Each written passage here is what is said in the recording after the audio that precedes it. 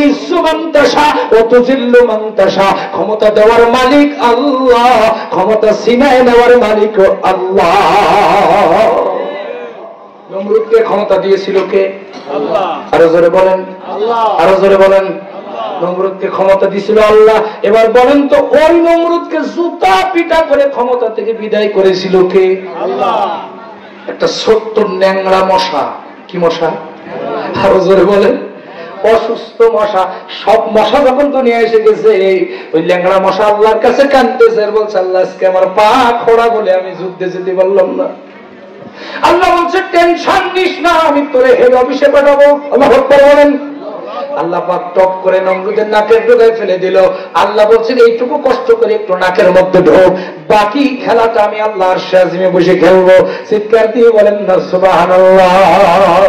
আমার প্রিয় ভাইয়েরা, হযরত নমরুদ যখন মশাটা চলে গেছে, আস্তে আস্তে মাথার ভিতরে চলে গেছে, কুটকুট করে কামড়ায়। পেছন দিক দিয়া ওর সাঙ্গভঙ্গ যারা আছে বডিগার্ড বলছে মাথাটা একটু টিপে দে, টিপতেছে হয় না।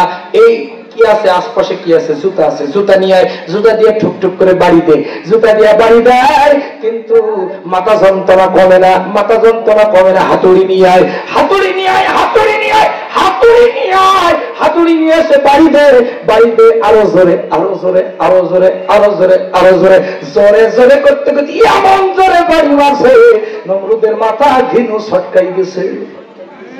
আল্লাহু আকবার বলবেন না? বলেন না ওই আল্লাহ আছে না ভাই? একটু বয়স হয়ে গেছে, ডাক্তারি বেগে গেছে নাকি, ডাক্তার পড়ে গিয়ে লাঠি ভাত দিয়ে হাঁটে। নাউজুবিল্লাহ বলবেন না?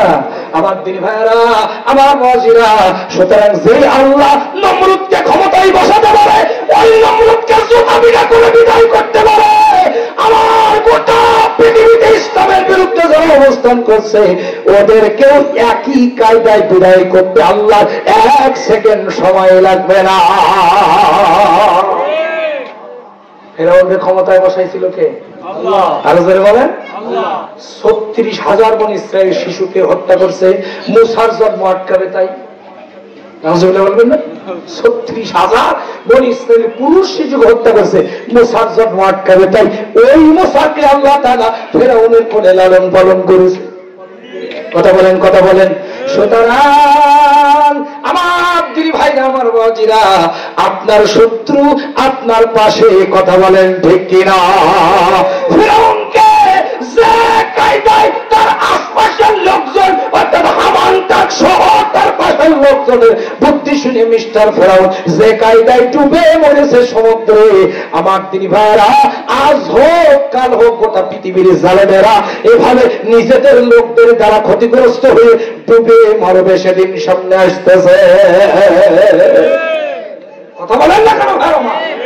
কষ্ট হচ্ছে আপনাদের? সুতরাং আমার দিনী ভাইরা, আমার বাজিরা, সম্মান দেওয়ার মালিক কিন্তু আল্লাহ, সম্মান ছিনা নেওয়ার মালিকও আল্লাহ। আল্লাহ বলছেন আমি তোকে ক্ষমতা দিয়ে পরীক্ষা করি, আমি তোকে টাকা দিয়ে পরীক্ষা করি, আমি তোকে সম্মান দিয়ে পরীক্ষা করি, আমি তোকে এলেম দিয়ে পরীক্ষা করি, আমি তোকে অর্থ সম্পদ দিয়ে পরীক্ষা করি। যদি এইগুলো আমি আল্লাহ আমার পথে ব্যয় করো, আমি আল্লাহ আরো বরকত দেই। আর যদি আমার বিরুদ্ধে ব্যয় করো, আমি আল্লাহ তাআলা একটা থাপ্পড় মেরে এমন ভাবে বিদায় করব, পরবর্তী জেনারেশন উচ্চারণ করার মতো লোক রাখবো না। আল্লাহ পারে কি পারে না?